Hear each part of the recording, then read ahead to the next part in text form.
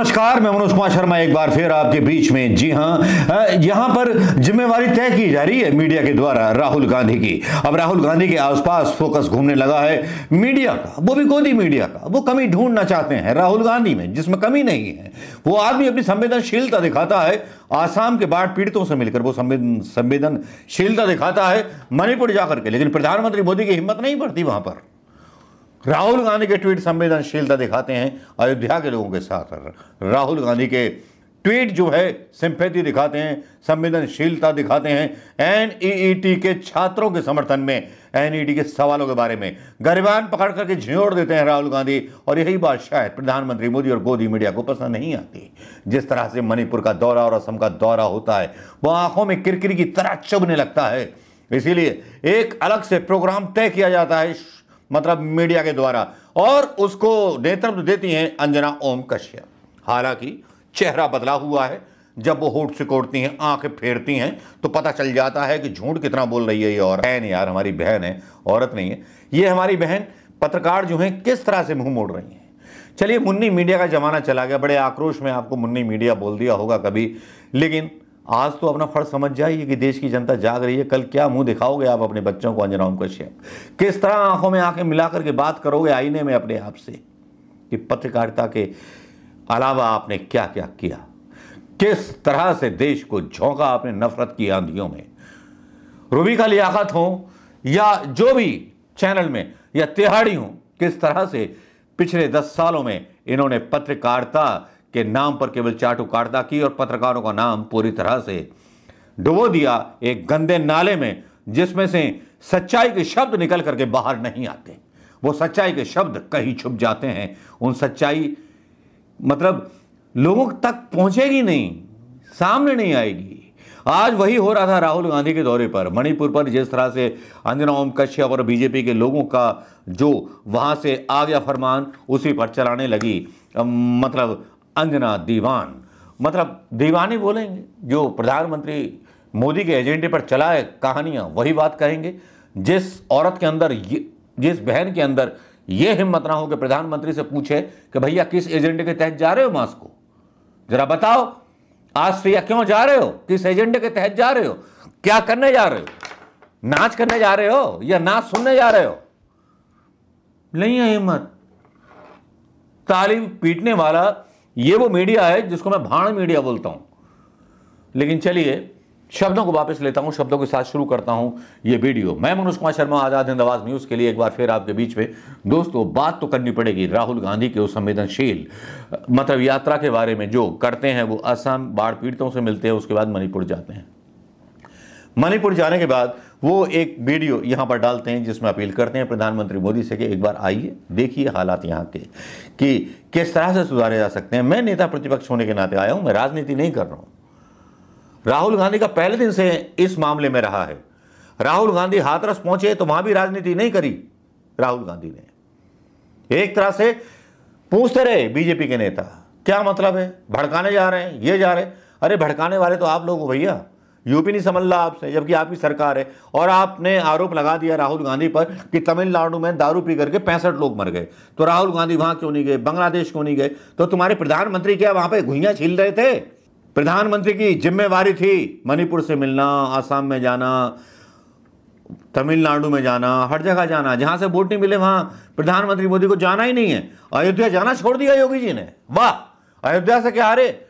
योगी जी ने अयोध्या जाना छोड़ दिया, राम मंदिर को देखना छोड़ दिया, नारा बदल गया जय श्री राम कहने में इनको शर्म आने लगी। वाह, बड़े मतलबी लोग हो।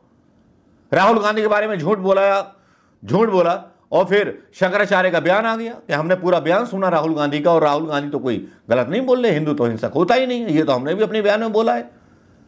बार बार पत्रकारों से एजेंडा डालने की कोशिश की जा रही है। और राहुल गांधी जो उन्होंने एक प्रेस कॉन्फ्रेंस की और जो वीडियो आया है उसमें वो क्या बोल रहे हैं कि आप सरकारी एजेंडा मत चलाइए, आपको जो बोल दिया गया है वो बोल दिया गया है। और राहुल गांधी क्या बोल रहे हैं अपने इस वीडियो में, जरा सुन लीजिए। मैंने सोचा था कि अब मैं आया हूं, काफ़ी समय बाद आया हूं, तीसरी बार है। 1 साल पहले आया था, फिर भारत जोड़ो यात्रा में आया और अब आया हूं। मैंने सोचा था कि ग्राउंड पे काफ़ी इम्प्रूवमेंट होगा, मगर दुख की बात है कि वो इम्प्रूवमेंट नहीं हुआ। कैंप्स में मैं कम्युनिटी से मिला, उनके दिल की बात सुनी, दर्द आंखों से देखा, सुना। और मैं सिर्फ ये कहना चाहता हूँ कि नफ़रत और हिंसा से आगे कोई रास्ता नहीं बनेगा। मोहब्बत से, भाईचारे से, रिस्पेक्ट से सॉल्यूशन निकल सकती है, बातचीत से सॉल्यूशन निकल सकती है।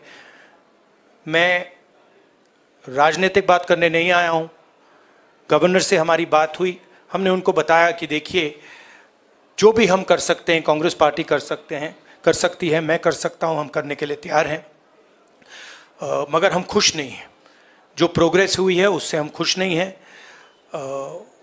क्योंकि हमें नहीं लगा है कि प्रोग्रेस हो रही है।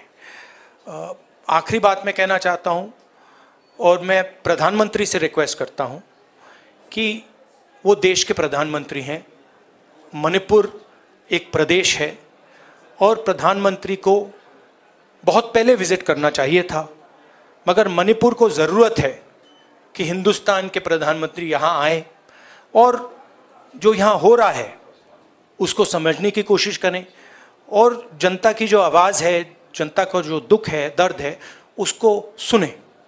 इससे बहुत फ़ायदा होगा, मणिपुर की जनता में कॉन्फिडेंस आएगी। तो मेरी रिक्वेस्ट है कि प्रधानमंत्री को यहाँ आना चाहिए। मणिपुर के लोग भी चाहते हैं, शायद पूरा देश चाहता है कि प्रधानमंत्री यहाँ आकर जनता की बात सुने।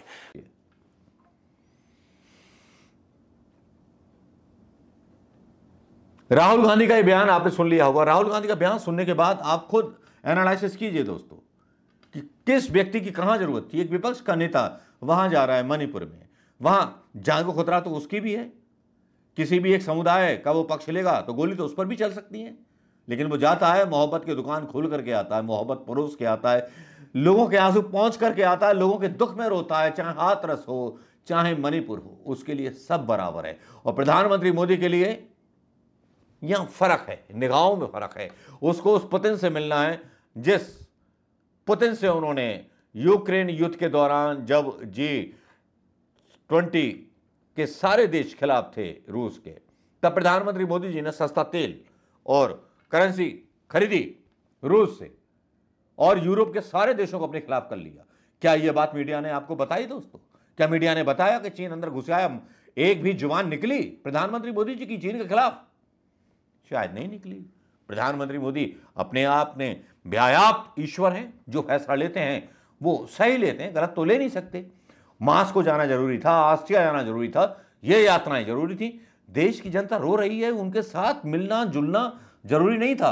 अब तो ये लगने लगा है कि विदेश के प्रधानमंत्री, मतलब विदेश का चार्ज जो है प्रधानमंत्री मोदी ने संभाल लिया और देश का चार्ज जो है शैडो प्रधानमंत्री राहुल गांधी ने संभाल लिया है। कहना तो यही पड़ेगा। और जिस तरह की डिबेट आज चला रही थी अंजनाम कश्यप, वो वाकई में शर्मनाक थी। क्या अंजनाम कश्यप के अंदर हिम्मत है कि प्रधानमंत्री मोदी या उसकी सरकार के कारिंदों से सवाल करे कि भैया बताइए कि प्रधानमंत्री मोदी जी, जब बाढ़ आ रही है, पुल टूट रहे हैं, सारी चीजें हो रही हैं, तो प्रधानमंत्री मोदी जी विदेश का दौरा क्यों कर रहे हैं, रूस क्यों जा रहे हैं पुतिन के पास? और मजे की बात यह कि दैनिक भास्कर जो प्रिंट मीडिया वो ये डाल रहा है कि मोदी जी और पुतिन के जीवन में क्या क्या समानताएं हैं।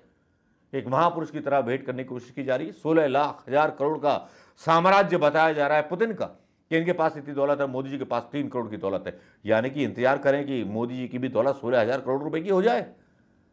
पुतिन ने शादी की, पुतिन ये था, पुतिन वो था, फलाना था, ढिमकाना था। अरे भाड़ में जाए, जो आदमी तानाशाह, उससे हमें क्या लेना देना। हिंदुस्तान, अगर इंदिरा गांधी या जवाहरलाल नेहरू या चौधरी चरण सिंह जिंदा होते तो बिल्कुल वास्ता नहीं रखते इन लोगों से। अटल बिहारी वाजपेयी होते, वास्ता नहीं रखते ऐसे आदमी से, तानाशाह से। और तानाशाह की बात छोड़िए, अंबानी की शादी के ऊपर बात चल रही है, विदेशों में मजाक उड़ रहा है और जरा भी शर्म नहीं है प्रधानमंत्री मोदी को। चुनाव हो गए, वर्ल्ड कप हो गया, अंबानी की शादी है, निपटने का टाइम, मतलब निपटने का नाम नहीं ले रही।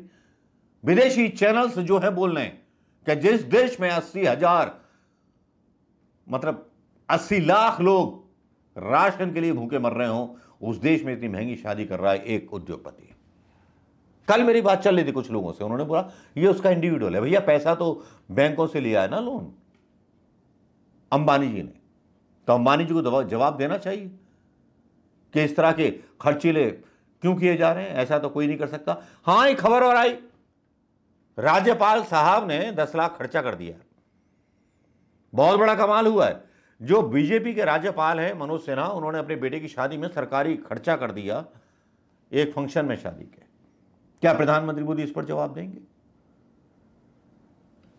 मेरा सवाल और मेरा चिंतन सिर्फ यहां तक सीमित है दोस्तों, कि जो जिम्मेवारी राहुल गांधी निभा रहे हैं, और जिस तरह की सभ्य भाषा में राहुल गांधी ने बोला, मैं मणिपुर पर राजनीति करने नहीं आया हूं, और बीजेपी के लोग उन पर राजनीति करने का आरोप लगाते रहे, तमिलनाडु के बारे में हो या असम के बारे में हो या पश्चिम बंगाल के बारे में हो, तो प्रधानमंत्री मोदी या बीजेपी का कोई नेता या अमित शाह भी तो जा सकता था ना वहां।